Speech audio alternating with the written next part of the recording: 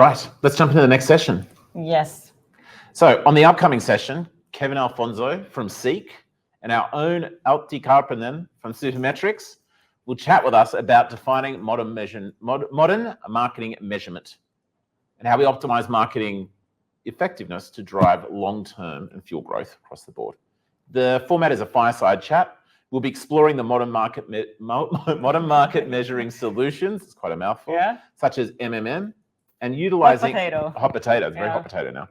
It's been mentioned many times already. And utilizing AI to enhance strategy and drive long-term outcomes. Another hot potato.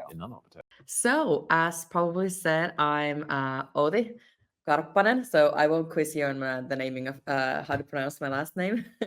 I'm the lead marketing analytics strategist at Supermetrics and just joined from media agency world, where I spent over 10 years navigating all of this marketing and media. And I'm joining from a very dark and cold Helsinki, but I'm soaking up the energy here. But today with me, I'm thrilled to be joined by Kevin from Seek, company that you truly guys embrace data-driven approach to marketing. So Kevin, welcome. How's the weather in Melbourne? Look, we've had 3 weeks of good sunshine, but today is a bit grim. I'd say it's cloudy with a chance of measurement, to kind of take a parody on a famous movie. Look, we are in spring, but we've just had one of wetter days in Melbourne. But thanks so much for having me. I'm Kevin. I work for Seek. We're an online employment marketplace. We look after both the candidates and the hirers as well. So I'm out of Melbourne. I look after paid media in the Seek team. So we look after all our paid strategy, both traditional as well as digital, which we do in-house. And my team also looks after ad tech and measurement as well. So, but very happy to be here, and I can see there's marketeers from all across APAC and elsewhere as well. So happy to be, talking to you today, Outi. Great. So let's get started with more of the fundamentals. We just heard about marketing is being quite messy in its nature. So how do you guys at Seek ensure the sort of clarity with the chance of measurement and alignment between the marketing activities and then business objectives in your measurement approach? And can you explain a few examples, for example? Yeah, absolutely. Look, it all starts with kind of having really clear goals and KPIs. Something that we do every year is at the start of the financial year. As a marketing team, we really try and set some clear goals for our headline brand metrics, competitive shares, but also in the space that I work in with media, we set some really strong digital performance KPIs for the team as well. And all of those are what we call, we think that they are metrics and KPIs that ladder up to what our business metrics for that financial year are. That really kind of serves as a bit of a North Star for my team as well in terms of monitoring those on a regular basis. What happens beyond that is, the rigor in tracking and measurement. I have a fantastic team, a lot of them ex-media agency like yourselves. The rigors, they're really some really good smarts. So we have fortnightly catch-ups, there's monthly catch-ups, as well as a more quarterly forum where we look at all of the business and brand metrics and align it to ourselves. Beyond that, of course, we've done a lot of investment into new data technology as well as measurement platforms to kind of keep up with the way the privacy as well as the technology landscape has changed. And the last one for that is the optimization. The team's always running, some kind of A/B experiment. We've looked at incrementality. We'll talk about MMM in future as well. So when you think about that kind of measurement flywheel, if you like, it starts with the rigor of the measurement and setting those KPIs, which really makes the measurement, if you like, a lot more seamless as you go forward. Yeah, that all sounds like amazing, and I think like having those checkups like at every interval instead of just you set your KPIs and then you hope for the best throughout the year is super good. And you mentioned that you use different types of measurement, and I'm assuming data-driven attribution as well. Do you have like specific examples where the insights from those measurement or attribution has led to a bit more significant shift, or what you noticed that was really helpful? Yeah, absolutely. Look, I came from a background in search where obviously last click, ruled for a long time.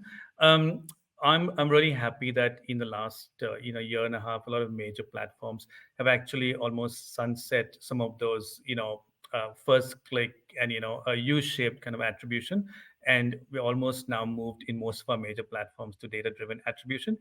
What it simply means is that now we're looking at the entire conversion part, but also parts for non-converters as well.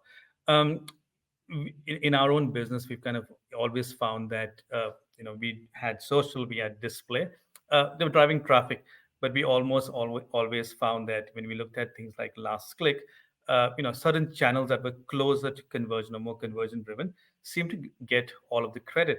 But when we looked at data driven attribution and that entire conversion part, we're able to give credit to channels like social and display a lot more because they absolutely intersect in that path to conversion.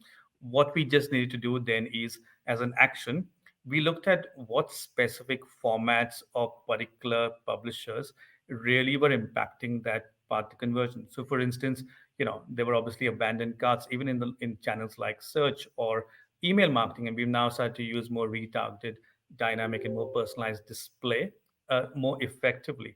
There are certain channels that where the exposure happens on mobile, but conversion might happen on desktops. They lose that credit.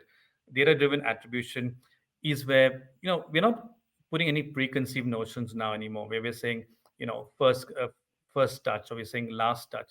We're just letting machine learning really guide us and assign that credit. It also opens up some more smart bidding where micro conversions. We are seeing that they have a latent impact to the final event of the conversion that you really see value in. So yeah, I think it's a great move for the industry to kind of go that way, and we're seeing some early learnings and some early experiments that are really opening our eyes into what was really possible. Yeah, that's exactly what I've seen at agency as well, is seeing the shift from maybe last click was too heavy on the like very short term immediate returns, whereas now we're moving to the full purchase path, and it's so unique to everyone. Every consumer is different and going a different route on that. But as we say, like, data is the foundation for Mhm. effective measurement. So can you tell us more about how you set up the data foundation and what technology you use to support making your marketing measurement strategies? Yeah, absolutely. Look, firstly, I should say for Seek, first and foremost, data is really important. Something that we take, very seriously. Our customer data, but any other data that kind of comes across to our website as well. There's two types of data that we work with all the time. One is the data that we use to target, and the other is the data that we use to report.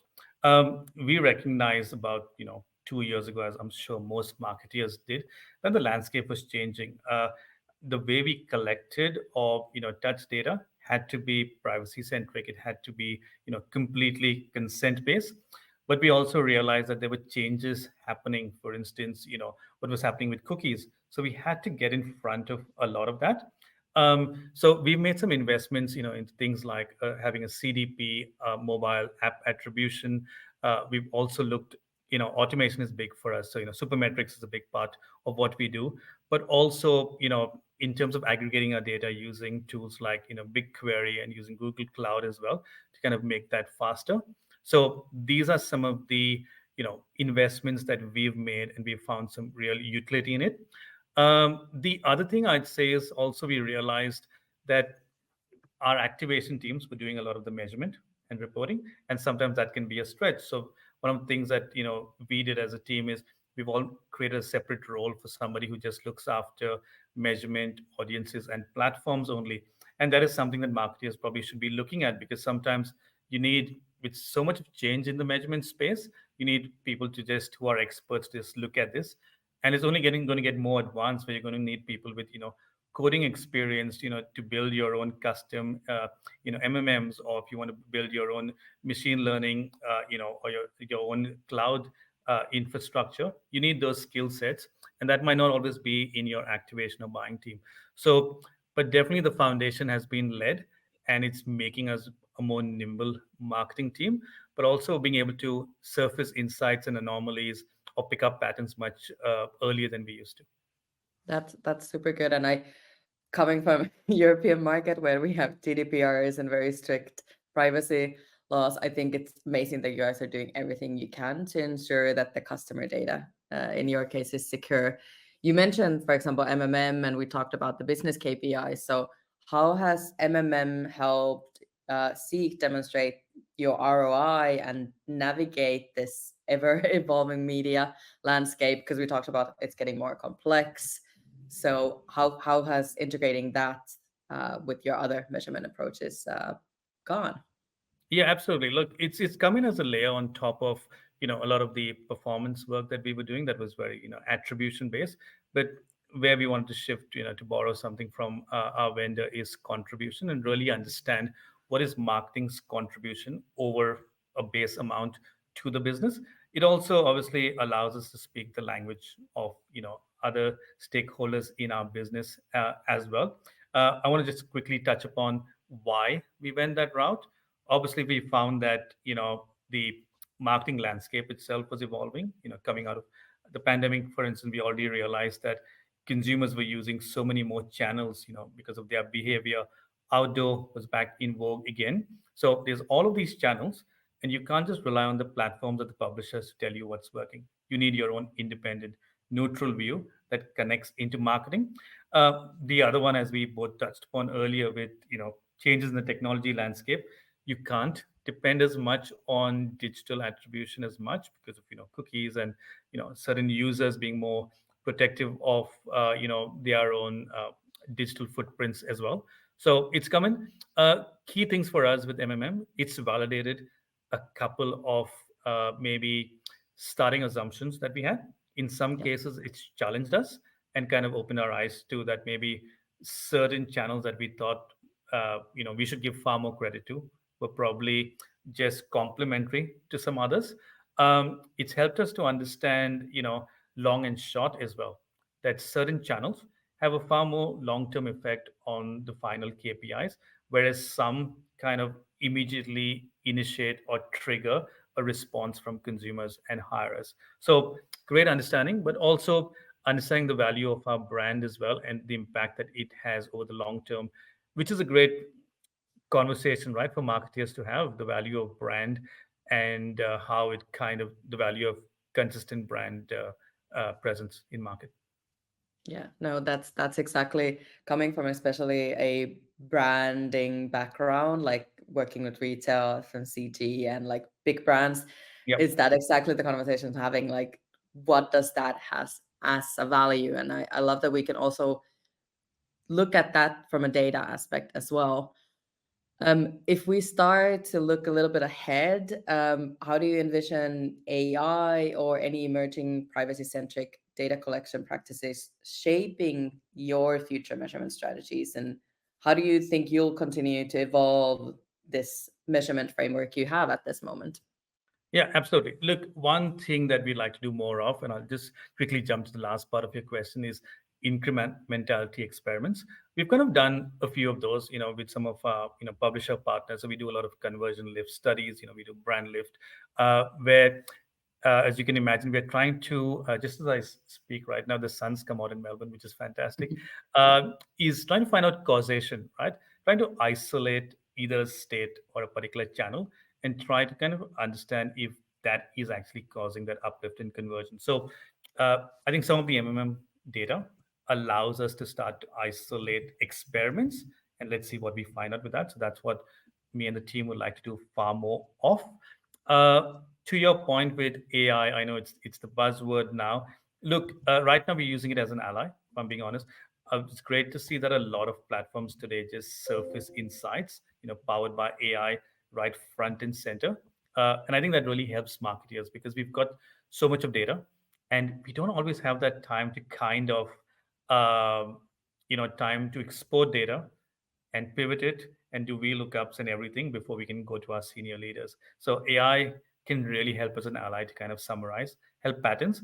But sometimes, and I know there's a lot of platforms starting to do this now, where you can actually type conversational questions. That is such a time saver if you want to give a quick snippet to your manager. So I think it's a great start. That's how we're using it right now. we might get some support internally or externally to kind of build far more sophisticated ones. But for now, I think the ability to summarize, the ability to ask simple questions of some of our platforms, but to kind of detect patterns quite quickly, I think is a great start for us. Yeah, that's exactly. We're as well testing what the impacts of AI can be for us at Supermetrics, but also for you, all our Yeah, customers as yeah, well. So we're closing up on time. There's a lot of few questions, but yep. in the meanwhile, like ending based on your experience, what is there some learnings you would say to yourself starting when you were starting the measurement, or like critical steps you recommend people to take? Yeah, I'd say, look, one thing, if I had to go back a year ago, now that we've got a few more tools in our toolbox, is there's more recognition that there's no silver bullet. And every new tool we bought in has actually kind of maybe added a certain layer of, oh, how do we connect this one to the other? I like to sit back and say, each one provides a signal. There's still a big role for marketers to use your intuition. So, for instance, there are reasons why you might spend big in certain times because there's a media imperative in a particular channel. So that the biggest tool that you have is the AI in your brain. So your marketing nous and your understanding of your own business has to be layered over everything that all of these tools say to you. So I'd say that's the one. There's a quote that I like to refer to, or I've referred to every time I've been stuck in a measurement challenge, is not everything that gets counted counts, and not everything that counts can be counted.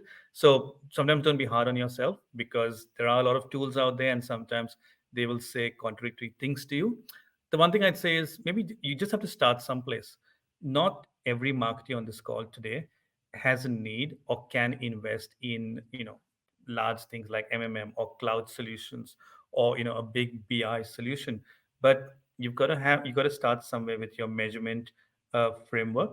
What are you as a marketer, what are your 3 or 4 metrics that you think if you shifted would lead to a shift in your business metrics or contribute to it? When you put that down on a piece of paper or a PowerPoint or an Excel, you've got to start somewhere. Then look at what's the right tool set for you to measure it, and then start there. But I think and there's a lot for us to learn. I think we're all learning. There's been a lot of change in the industry more recently. So, forums like these are amazing to have that debate and discussion around it. I really like the whole discussion that's happening right now about marketing mix measurement, for instance, right? That's it's not new, but it's really come into the discussion and debate in the last year and a half, and it's good for us because we're all learning together and we're all kind of pushing each other to do some amazing stuff. And some people are building some great custom solutions as well. So I think that's great. I like the focus on privacy centered collection of data. I think that's a long time coming. I think we owe it to our users and consumers, and we're all consumers, to kind of collect that data responsibly, and then use it responsibly as well. I think that will lead to better measurement and better measurement outcomes as well. So I think those two things excite me. And of course, AI and automation. I mean, that's going to make all of our lives easier and better. Yeah, that's excellent advice. And I think thinking of the privacy and how to use the consumer data, because we, as you said, we are also all consumers. So we need Mhm. to put our hat on, as in, how would we want our data to be used when we as marketers are using that data? So where it was interesting to hear, and thank you for sharing Seek's journey and insight with us. There's a few questions there. We will have time to tackle one, and I'm seeing the one with Sure. most upvotes is you mentioned that you have data that you use to target and data that then you use to report. Can you share a little bit on that, Yeah, maybe? absolutely. Look, so for instance, when I talk about data to target, there is an example. Like, let's just say you're using a lot of data performance platforms, right? That's you've got to ingest first party data, for instance, like that you have on your website, and that's your audience building. That's you might build this in Campaign Manager. You might we build it in our CDP, for instance. So that is the data. We realize that there is a lot of data out there, right? There's a lot of inferred data that publishers have, we've started to be more focused on our own first-party data. So that's what I mean by the data that we use for targeting. Because if we are not targeting based on great data and very, clear-cut, very targeted data, then what happens is when we actually start to report, it's like garbage in, garbage out, right? So we've started to get very focused in the publishers that we work with, so that and also the targeting that we are doing, whether it's in email and search, even data that some of our outdoor platform vendors are kind of using when we do things like dynamic outdoor, for instance. So being very focused on that.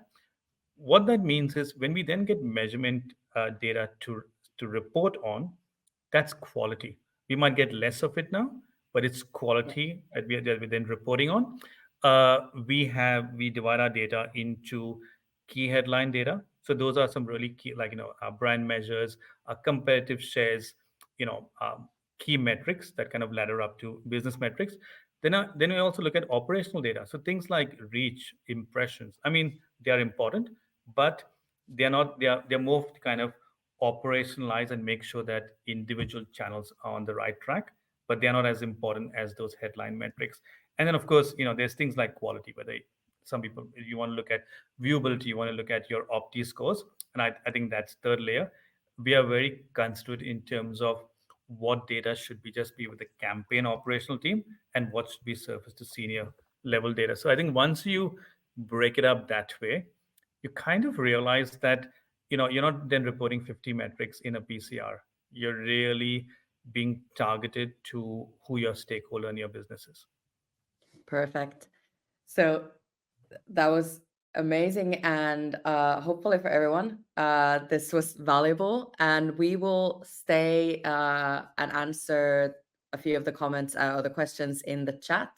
But now we want to move it back to our amazing hosts in Singapore. And thank you, Kevin, so much for this. Thanks for having me, Outi. All right. So thank you so much, Kevin. Thank you so much, Outi. It's always encouraging to learn from those who are in this complex data journey with us.